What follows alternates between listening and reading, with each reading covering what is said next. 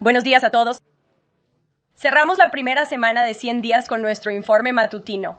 ¿Qué tal? ¿Les gustan los informes matutinos? Pues a nosotros también. Por eso los hacemos. Me alegra verlos a todos. Hoy traigo a un amigo que estará encantado de responder a sus preguntas, pero primero algunas observaciones. A las 11:00, el presidente Trump participará en el Día Nacional de Oración, donde invitará a los estadounidenses de todas las religiones de todo el país a unirse a él para pedirle a Dios que siga bendiciendo a nuestro gran país. Durante el evento, el presidente firmará una orden ejecutiva que establece la Comisión de Libertad Religiosa. Más tarde hoy, el presidente Trump viajará a la Universidad de Alabama para pronunciar el discurso de graduación de la generación de 2025. Anoche vimos una vez más por qué el presidente Trump es nuestro principal negociador. Logramos un acuerdo histórico para establecer el Fondo de Inversión para la Reconstrucción de Estados Unidos y Ucrania. Esta es una alianza económica única en su tipo para la reconstrucción y el éxito económico a largo plazo de Ucrania, de la que Estados Unidos se beneficiará enormemente. Esta alianza representa la participación económica de Estados Unidos en la consecución de un futuro libre, pacífico y soberano para Ucrania.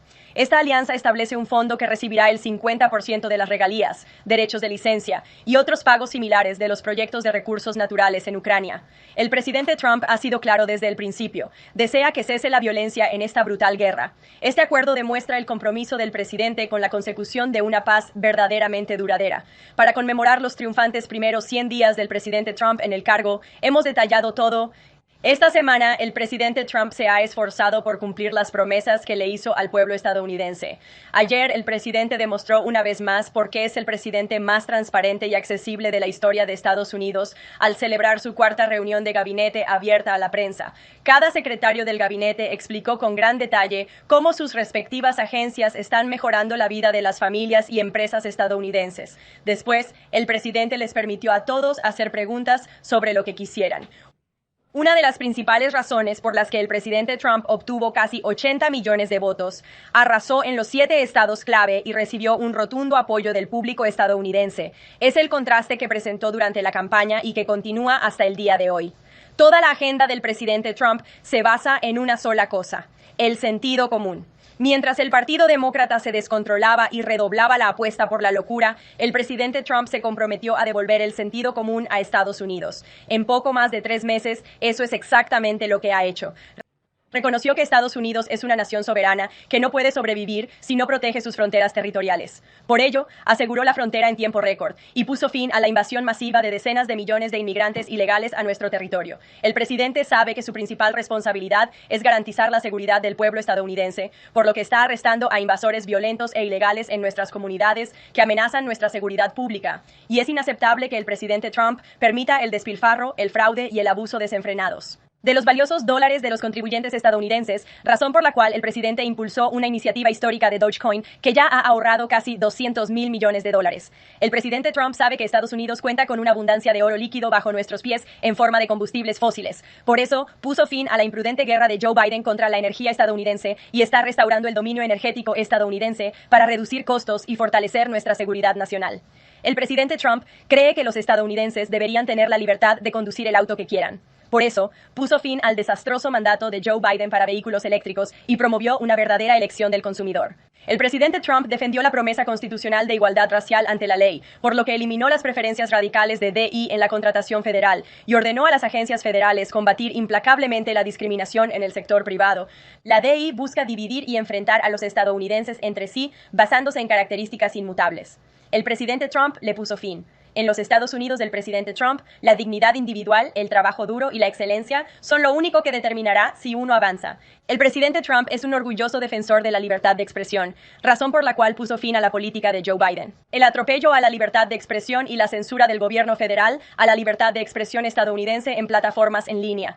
El presidente cree que los estudiantes universitarios tienen derecho a expresar sus opiniones y asistir a la escuela de forma segura. De nuevo, sentido común. Por eso, tomó medidas audaces para proteger a los estudiantes judíos estadounidenses del acoso de radicales pro-Hamas en sus campus. Y el presidente Trump sabe que los niños estadounidenses son nuestro futuro y nunca dejará de luchar por ellos. Por eso puso fin al adoctrinamiento radical y antiestadounidense de los niños, eliminando El apoyo a la ideología de género radical y divisiva, así como a la ideología de equidad, y por qué el presidente protegió los derechos fundamentales de los padres. Y por último, el presidente cree en la biología fundamental. ¿No es increíble? Por eso estableció como política oficial del gobierno de Estados Unidos que solo existen dos sexos, masculino y femenino.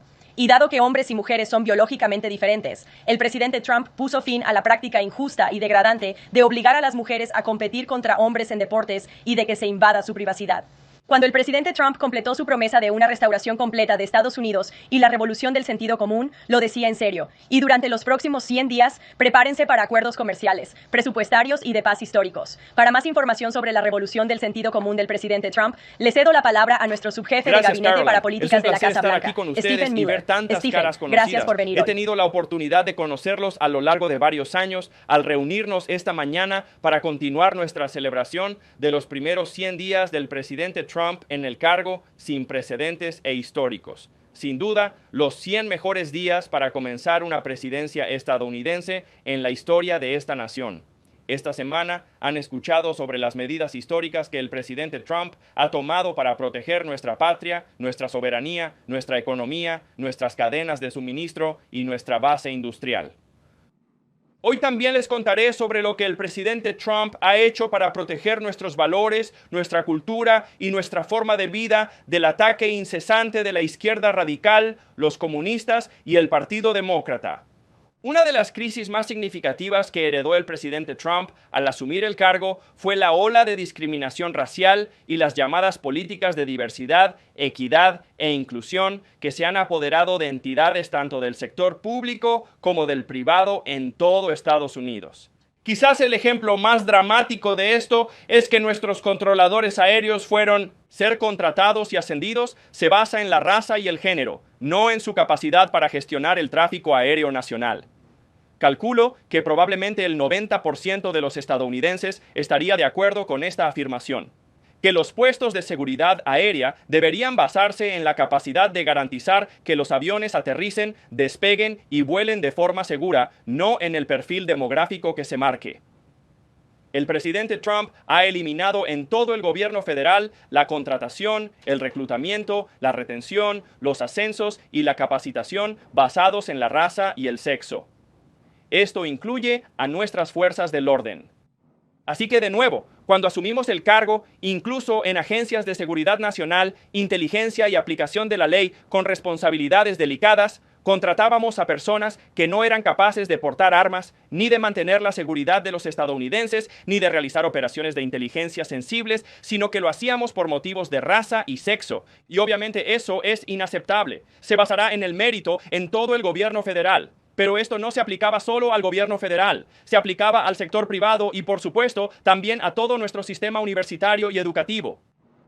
Así pues, el Departamento de Justicia del presidente Trump, en colaboración con otros departamentos y agencias, ha dejado claro que esta administración aplicará plenamente los títulos 6, 7 y 9 de nuestro Código Federal de Derechos Civiles.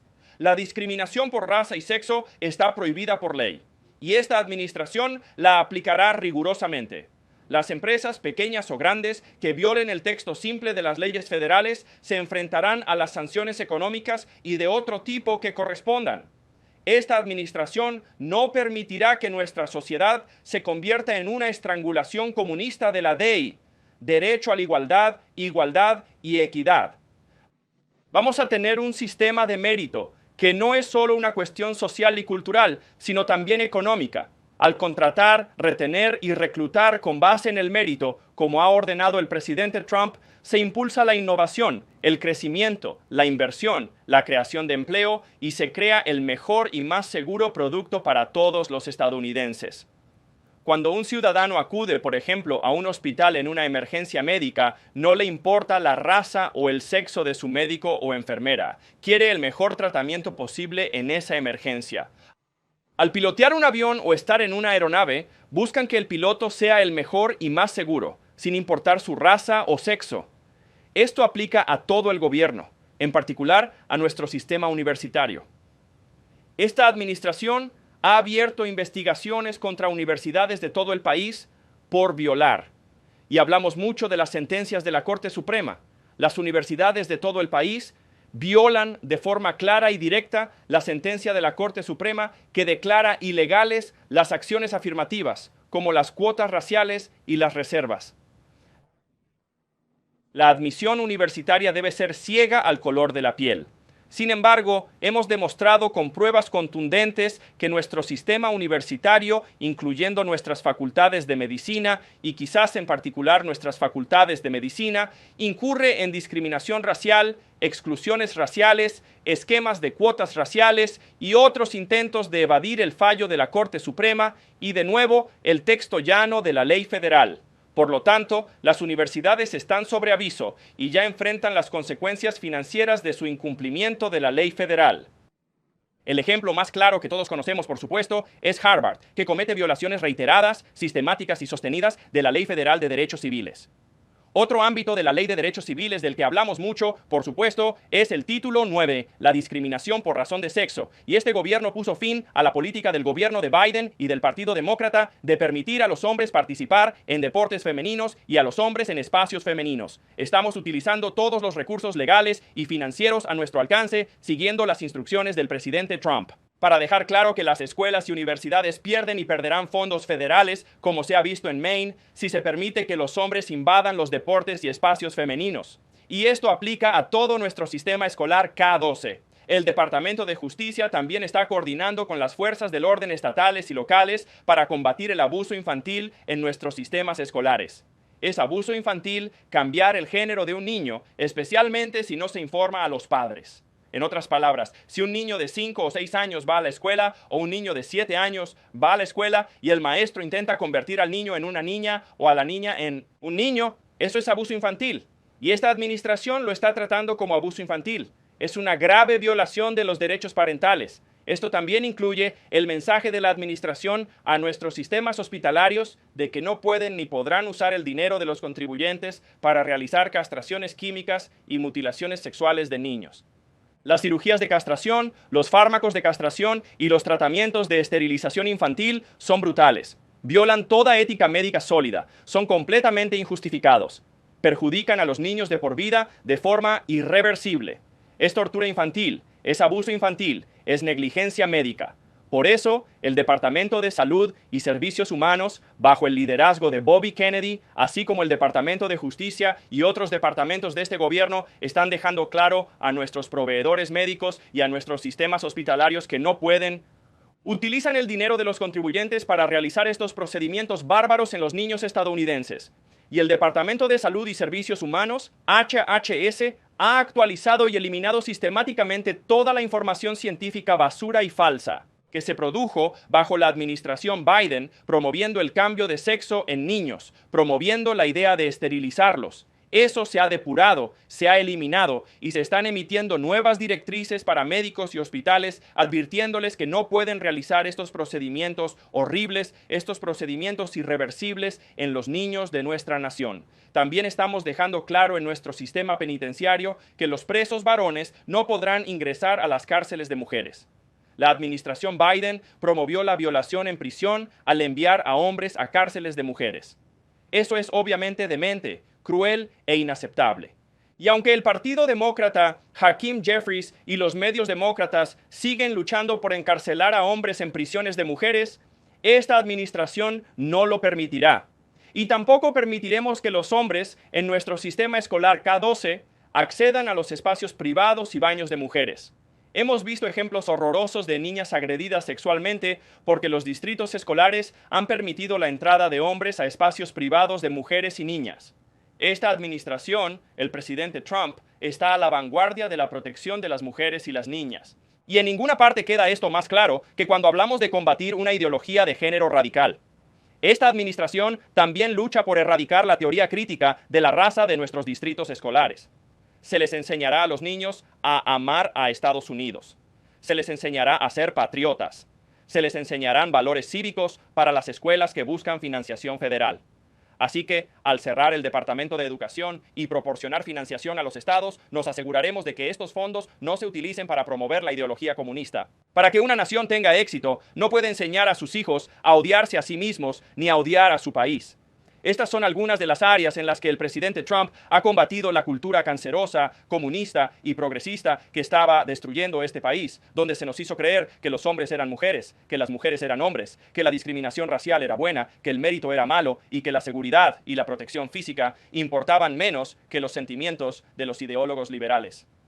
El presidente también ha luchado para que el Departamento de Justicia recupere su misión principal: de proteger la seguridad pública y encarcelar a criminales violentos en lugar de usar el Departamento de Justicia para atacar a conservadores, cristianos y personas de fe.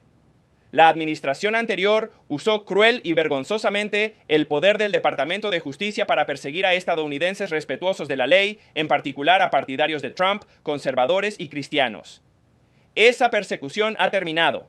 El Departamento de Justicia y el FBI han vuelto a la tarea de perseguir a los malos, a las pandillas, a los criminales y a mantener a los estadounidenses seguros. Permítanme concluir antes de responder preguntas señalando que cuando se observa el panorama de los primeros 100 días, cada crisis que ha afligido a Estados Unidos, durante años, a veces décadas, a veces generaciones, este presidente ha luchado con valentía. Se ha enfrentado a todas las estructuras y sistemas de poder arraigados en este gobierno, este pantano, esta ciudad.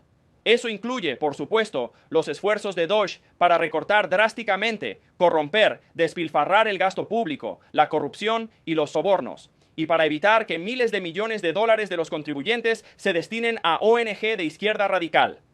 Estas son organizaciones sin fines de lucro de izquierda que se utilizan para promover la inmigración ilegal, la apertura de fronteras y la ideología de género y el avance de toda esta locura que ha estado llevando a nuestro país por el mal camino durante tantos años.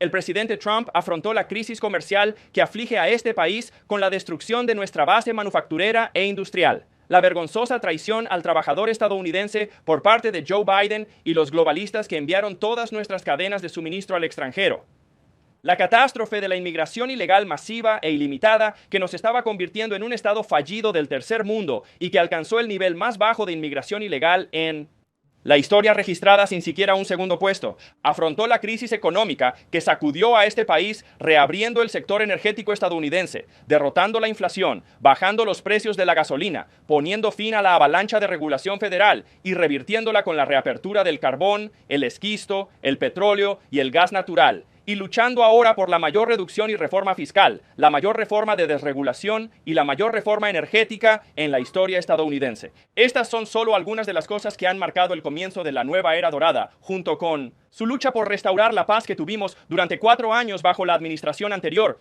antes de que Joe Biden hundiera al planeta en un derramamiento de sangre y guerras en Oriente Medio y Europa y en crecientes tensiones en Asia. El presidente Trump, en todas las zonas de conflicto del mundo, ha luchado por restaurar la paz, la seguridad, la estabilidad y la armonía. Heredó una catástrofe económica, una catástrofe fronteriza, una catástrofe de seguridad pública y una catástrofe cultural. En todos los casos, ha revertido esas catástrofes y ha llevado a Estados Unidos a una nueva era dorada. Así que gracias por su tiempo y espero con interés cualquier pregunta. Y como que siempre, tengan. hoy empezaremos Genial. con nuestro nuevo puesto de prensa, Chris Bedford de The Blaze Media. ¿Por qué no nos das el puntapié Stephen, inicial? ¿cuál es el objetivo final de los aranceles a China en este momento? Se trata de abrir los mercados chinos mediante un acuerdo para crear un mejor mercado para la exportación de productos estadounidenses a China. ¿Se trata de una reconfiguración del comercio global que aísla a China de los países libres? No. Así que China se encuentra en una situación única, obviamente. El presidente ha hablado extensamente sobre lo que nos ha sucedido económicamente desde la entrada de China en la Organización Mundial del Comercio y los billones y billones de dólares de déficit comercial que hemos acumulado con China durante ese tiempo y lo que esto significa para nuestra seguridad nacional, para la seguridad económica y para nuestras cadenas de suministro. Obviamente, ahora mismo, el secretario del Tesoro está desarrollando un plan que responderá a las preguntas que usted menciona. Pero los objetivos del presidente han sido muy claros en estos puntos. No permitirá que China siga robando nuestra propiedad intelectual, que siga vendiendo y subsidiando ilegalmente sus productos en nuestros mercados, que manipule su moneda y que acumule un déficit comercial insostenible. Necesitamos una relación comercial con China que no perjudique la seguridad económica y nacional de nuestra nación. Y ese debe ser el eje de cualquier objetivo. Al mismo tiempo, los aranceles aportarán importantes ingresos a este país que nos permitirán llevar adelante nuestro drástico plan de recortes y reformas fiscales. No quiero adelantarme a ningún anuncio, pero simplemente lo reiteraré.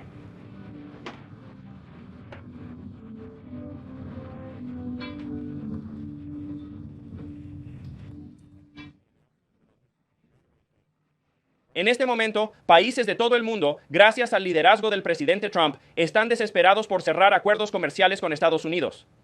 Evaluaremos cada uno de esos acuerdos y el presidente Trump está personalmente involucrado en asegurar que estas negociaciones sirvan solo a un interés, el de Estados Unidos. Y terminaremos con un acuerdo en estos casos, donde sí, los demás países obviamente tendrán sus propias demandas e intereses, pero nada entrará en vigor. Eso no sirve a los intereses de Estados Unidos ni del pueblo estadounidense. La prensa.